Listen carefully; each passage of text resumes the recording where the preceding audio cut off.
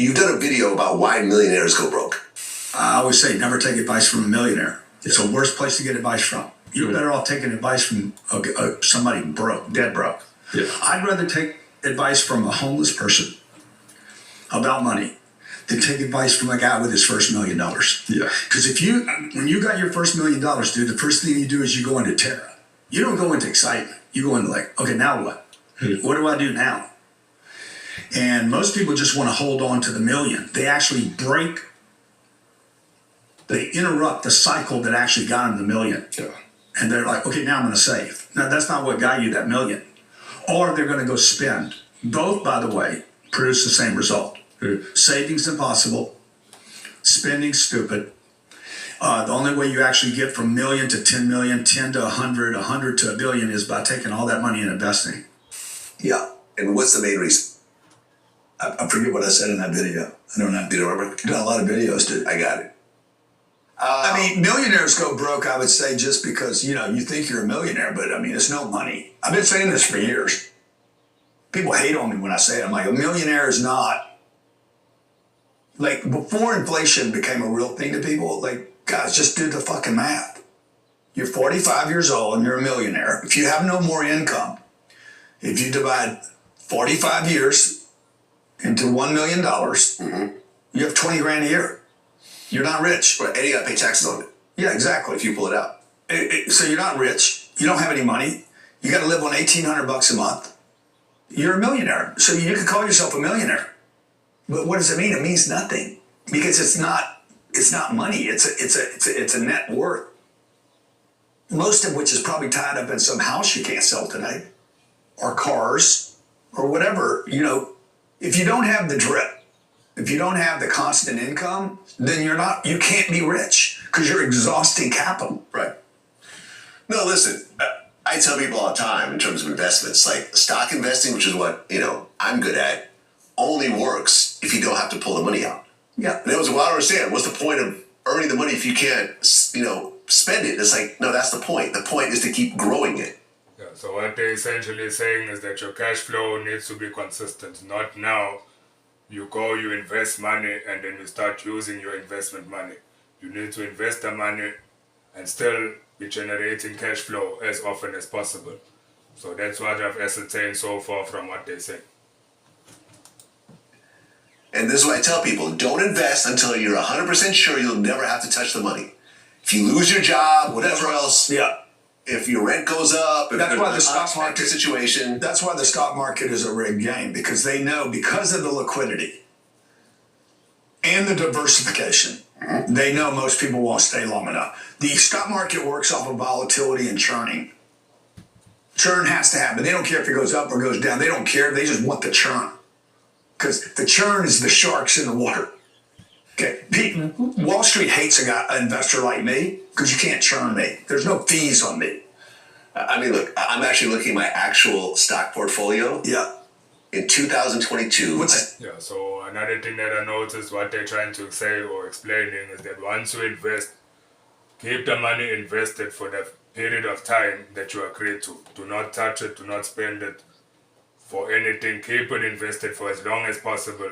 In that way, you're able to grow your money. Because now if you start using that money, there's no return on your investment, there's no profit, there's no percentage increase. So once you invest, keep your money invested for the longest time possible in order to grow your money. That's what they say. I say, what's your net worth right now? I'll tell you off. Just tell me what it is. I'll tell you off camera. Just tell me what it is. What my portfolio is worth right now? Because if I saw that right now, I'd kill myself. Right now, my whole value, I'm going to cut this out, I'm going to beat this out. Yeah. Is right. Okay. Maybe, but you can't get in a day. Well, no, because I'd have... That should not be on your net worth statement. Your house should not be on your net worth. No, I'm not counting the house. Okay. I thought you were talking about your house. Oh, you're talking about the portfolio? My portfolio. Okay, good. Yeah. All right. Not bad. Not bad. But I can tell you... Embarrassing. Embarrassing?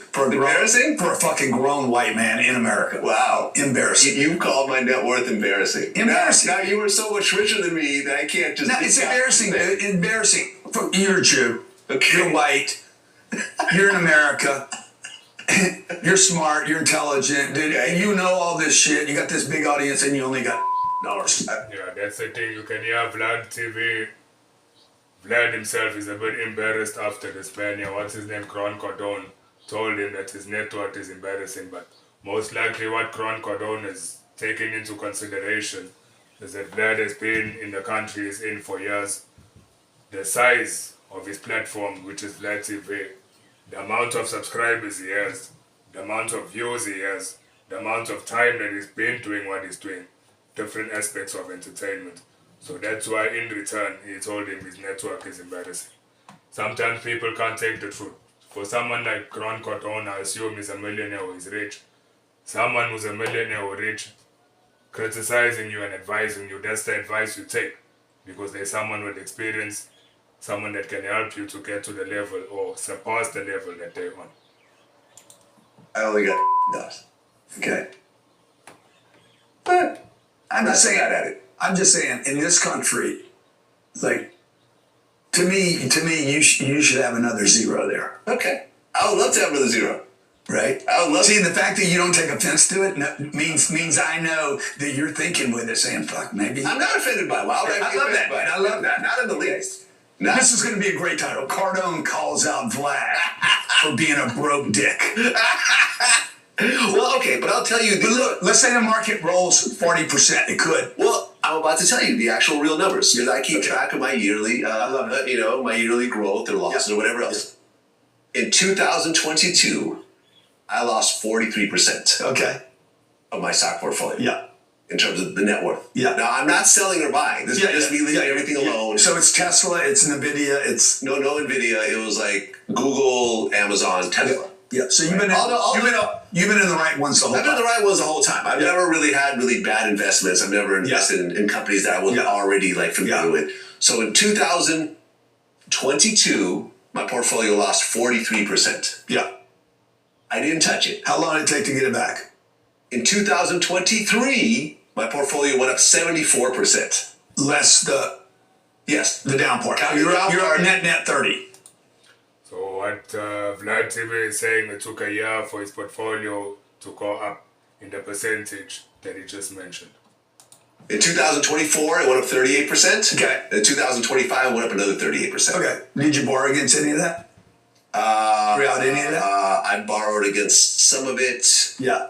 along the way. Yeah. Yeah. So borrowing against some of it along the way, as Vlad just said, goes against what this man here, Grant Cardone, said. Because he said once you put an investment or place an investment or make an investment, keep it invested as long as possible without touching or using it so that it grows as much as possible. So once you borrow against your investment, from what I'm hearing here, it's a negative thing because your total output or outcome is then decreased. Yeah. Okay. So yeah, I mean, and I also compare those numbers. I think you do these shows with me just to share your net worth with them. Yeah, just to address this video title again, Grant Cardone tells Vlad, your net worth is embarrassing for a Jew in America. Sometimes the honest opinion of people might sound offensive, but if it's from someone like him who seems to be rich, a millionaire, sometimes positive criticism is something that's needed. There's things you can learn from people like that. Just listening to him now, I learned a few things, and that's the way to go in life. With your audience. Yeah, I'm going to beep all this out. You are? Yeah. Okay. Yeah, I'm going to beep it all out. Okay. But- But dude, this is fucking good. Yeah. But we're talking about real numbers right now. Yeah, that's great. Yeah. Okay.